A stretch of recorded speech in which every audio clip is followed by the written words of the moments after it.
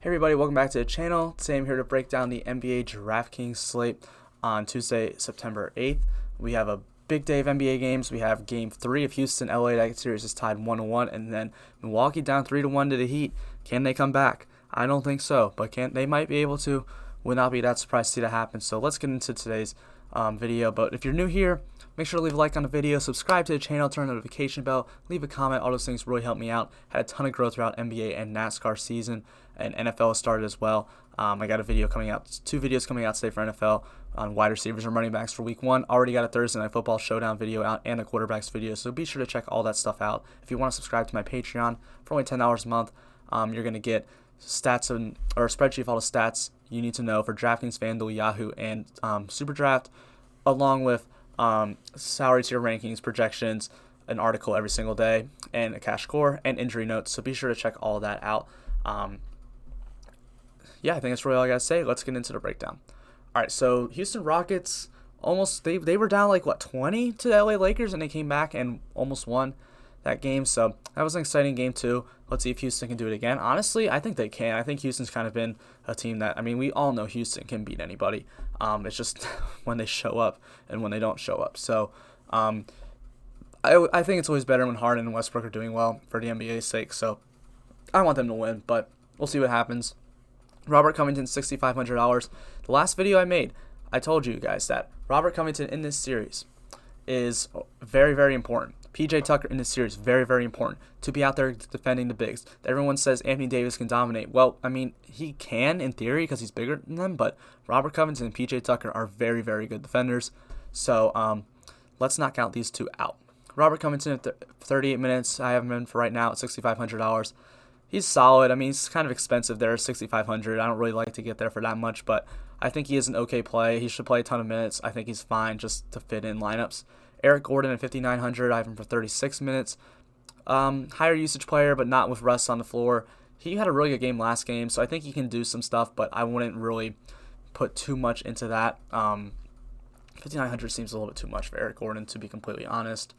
James Harden's James Harden. I have for 39 minutes. We all know what he can do. I don't think he's really my guy to go to today. I think there's some other studs I'd rather get to than James Harden, but I still think he is a solid option. We know he can put up an 80-point game, and I don't think a lot of people would be that surprised. So, James Harden at 11,000, he's a fine option to go to, a good stud on this slate. Daniel House at 4,100, just with Russell Westbrook back, hasn't been getting the minutes and hasn't been getting the usage at all. So, not someone I'm really too excited to get to, but I think he's an okay play. PJ Tucker at 4,900. Never, ever, ever, ever, ever play PJ Tucker. We just got to keep repeating it over and over again because everyone needs to hear. We just don't play PJ Tucker. So, yeah, don't play PJ Tucker today. But Russell Westbrook is one of my favorite plays in the slate at $8,400. He had a really bad game last game. Just missing everything. But, he's got to turn around at some point. When are you going to get Russell Westbrook in the playoffs for $8,400? It's ridiculous. That's just way, way, way too cheap. I want to get a ton of Russell Westbrook today for only $8,400. Something I'm definitely interested in. Someone I definitely want to get to. Someone I definitely want to get in some of my lineups. So, yeah, something I'm definitely interested in Russell Westbrook here for that price tag. The LA Lakers go against Houston. Absolute great matchup against Houston. They're small, they play fast, and they're not really that great defense, although they've been playing very good throughout the playoffs. But on paper, they're really not a good defensive team. So Anthony Davis is 10,600. I still want to continue to get there because I just don't think a lot of people can really guard him on that team. Covington and Tucker looked really good last game, but I don't think they can be able to do that throughout the whole series. Or was that 2 games ago that they did really good on him? Anyway, I just don't want to. I think they're good. I think they're not going to be able to handle him for this whole series. And I think Anthony Davis has some explosion games coming, so I definitely want to continue to get to some Anthony Davis. Danny Green's out there for 30 to 31 minutes. I gave him 30 today, $4,200. He's not really no one likes ever playing Danny Green, ever. Never. It's Danny Green. But we need some value on his slate, and he's going to play a lot of minutes, so I don't hate him. It's like yesterday, just find the guys that get minutes. And I know I said about Jeremy Grant yesterday, and the dude was complete garbage, but at least he was out there. In theory, he should have done a little bit better, but Danny Green will be out there if he knocks down some threes. We know he's going to get maybe a defensive stat here and there. So, yeah, I think Danny Green's an okay play. LeBron James, 11,200, probably my favorite stud to pay for today, just because I know what he can do. I know nobody can really handle him on that team, so I definitely want to get some LeBron. Too big for all those guys. Yeah, PJ Tucker's going to lock him up for the whole series. Come on now. But, I mean, it's LeBron. Like, this is a matchup that you just want to play LeBron, and he's just plays fast. He can play slow. He can play anything. Very good in the fast break. Houston is a very fast-paced team. Not great defensively. No one's big enough to really handle him on the team. So, yeah, LeBron, definitely someone I really, really love today. And then Rajon Rondo at $3,900. They're giving him a ton of minutes. I gave him 29 today. At $3,900, if you're getting a guy who plays 29 minutes, who's a 0.9 point per minute producer in a very fast-paced game, give me all of that all day. He's going to be the most popular player in the slate, but I don't care. I think Rajon Rondo just looks too good today.